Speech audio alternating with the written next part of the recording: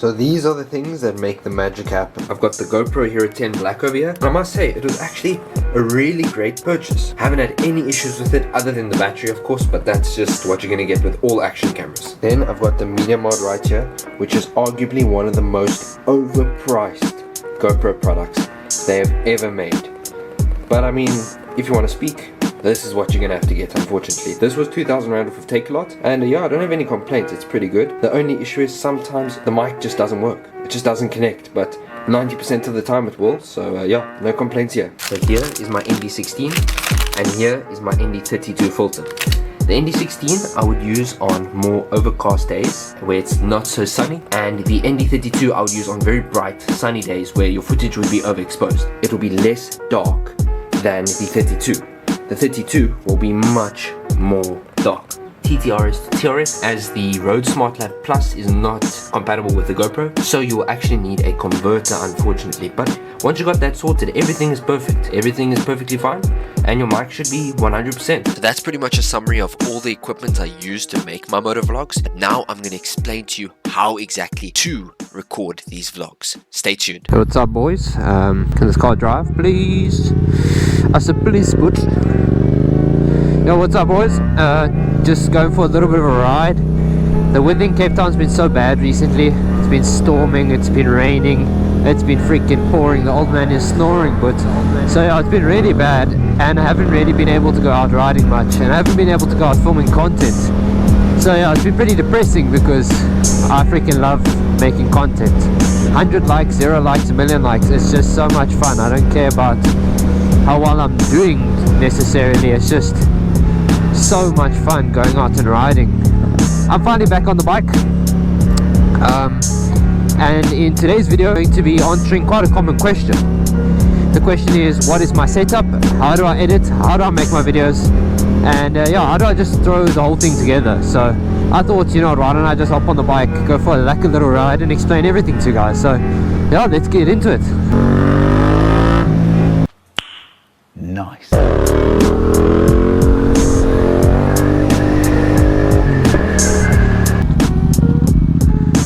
I just want to put it out there, it doesn't necessarily matter how your camera looks for you to get views and likes on social media. I learned that the hard way because I really wanted these ND filters, and I really wanted the nice super view to make my camera look super wide and nice and cinematic. And yeah, it's lacquer, it really is lacquer. But at the end of the day, I found out it's the stupid content that does well. Like it's just riding with my friends and having a good time, and people really seem to enjoy that. It's just this like more raw, passionate content. I don't know how to describe it. It's like I'm just having a lucky time with my mates. That's literally it. No big secret, no crazy tips and tricks. It's just simple. Have a good time with your mates, be yourself, do whatever you want. Make your videos cringy, make your videos serious, it doesn't really matter. Honestly, everyone hates it until it does well. Like, that's just a fact. So do whatever you want, and eventually you should find yourself doing well. Just stay consistent. So yeah, that's pretty much my biggest piece of advice before I go into the video. Birds, fuck off. So the second piece of advice I'd give before I start this video is, bruh, what is the point of this red light? Okay. Oh, that hurt. Don't compare yourselves to others. That's like a massive piece of advice, because comparison kills happiness, it kills satisfaction. Like, you'll make a piece of content that you think is so sick and you're so proud of, and then you'll see someone else post something and maybe it's a little bit better, and you'll feel like, oh no, I'm not doing good enough. Or it'll be subjectively worse than yours. It may not look as nice, or it may not be as funny, or it may not be as cool, or whatever it may be. And then they get more likes than you, or they get more followers than you, or they just, you know, people like it more, something like that. Just don't compare yourselves to others. Just support others, have a good time, and try and make your content unique. You know, I may have copied Motodemic Matt's helmet. What? Bro, what are you talking about, man? What's this person doing? Motodemic Matt copied my helmet, and Vanden tries to be as fast as me. So I'm setting these super high standards, and all these guys are just trying to be like me, bro. So like, don't be like them, be yourself. Now all jokes aside, guys, I'm just talking shit. But for real though, be yourself and do your own unique type of content. Here's the ops, guys. Here's the ops.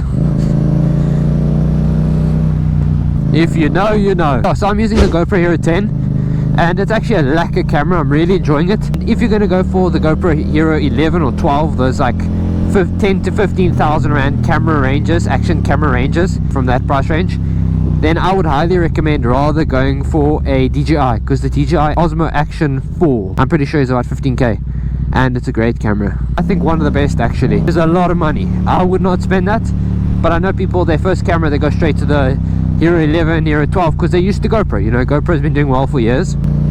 Or they go for Insta360. I would go for the DJI Osmo Action 4.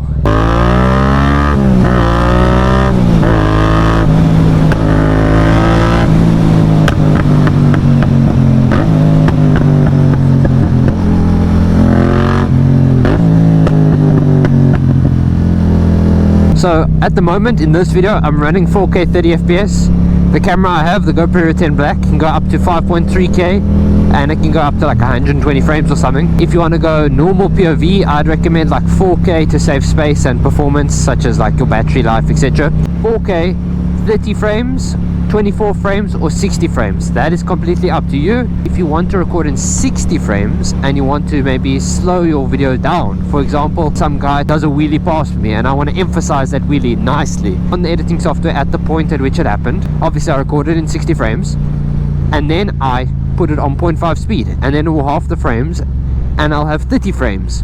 Whereas if I tried to do the exact same thing and slow my video down 50% on a 24 FPS clip, it'll only be displaying 12 frames per second, and that will be super laggy and stuttery, and that won't work. But the other major thing I recommend is adjusting your shutter speed. Look on your settings, shutter speed should be double your frame rate. So if you pick 24, you will go for 1/48. You choose 30, it'll be 1/60. You choose 60, it'll be 1/120. If you want that nice, smooth, cinematic motion blur type of look to your videos, then you'll put the setting on and it'll make your videos look nice. But then you have that problem of the overexposure. The video will look really bright and ugly and white.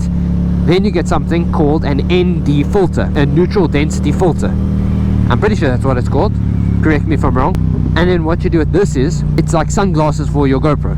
It'll block out a lot of the sunlight, it'll stop it from being so overexposed, and it'll make your picture look a hell of a lot better, much better overall. Dep, dep, dep, dep, dep, dep. Something's wrong with me mentally that I'm sitting doing this the whole time, bro. By the way, I'm not using the ND filter right now, so it looks really sharp. So if you take your hand in front of you right now, like this, just an experiment, and you shake your finger like this, like really fast, you're gonna see it's blurry. You're gonna see it's really blurry. But then on the camera, it's gonna look super sharp and you're gonna see everything, and it's not really comfortable for the human eye. Much more easy to look at when your video's got that motion blur, because it feels realistic and also makes your footage look a lot faster. Now the microphone, I use a Rode Smart Lav. Yeah, no, I can't speak English, bro. A Rode Smart Lav Plus lavalier microphone. Then you have to get the media mod, which is like another 2K or so. These things are adding up very quickly.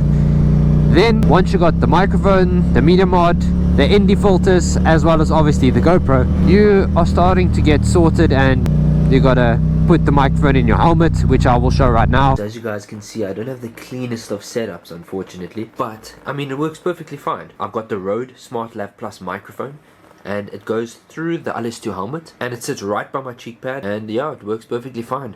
Let me show you how it looks. I unfortunately won't be able to get it on camera. The Rode Smart Lav Plus sits right here. It loops around and goes inside of the helmet cheek pad, right there. This is where things get really interesting, because I'm actually a video editor for hire, and I'm also busy making a video editing course, an in-depth video editing and social media success course. My Discord server's link will be in the bio of this video.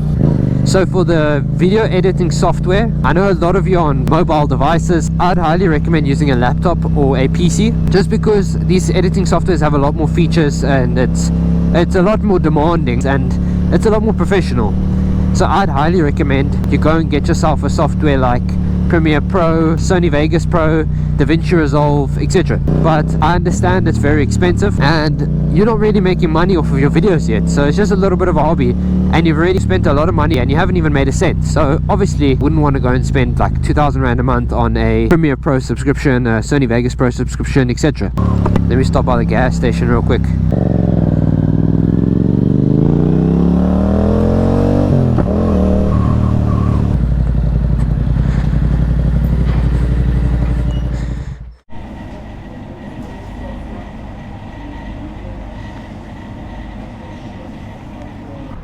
Yo, I can't believe this actually fits in my pocket.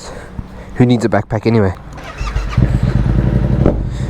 Damn, this is hella uncomfortable right now. But it is okay. Hella uncomfortable, bruh. But I guess that's what I get for being a caffeine addict. If you want a free alternative that is really frowned upon, it's like the Jigsaw Riders of video editing. And you'll probably get bullied for it. You probably won't have any friends and you'll probably be shunned by all your... Get out of the road. You'll probably be shunned by your friends and your family for it. Look at CapCut desktop.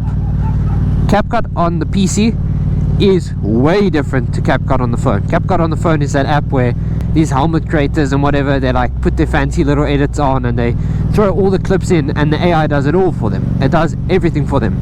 So my suggestion is get CapCut on the PC, and the nice thing about this CapCut is it has these filters that does all the color grading for you. I do my own color grading on DaVinci Resolve, and sometimes I might use CapCut if I'm like in a rush or something, but CapCut does all the color grading for you. Everything's easy and it's convenient, and it has AI subtitles, it has lots of different effects, transitions, everything for free.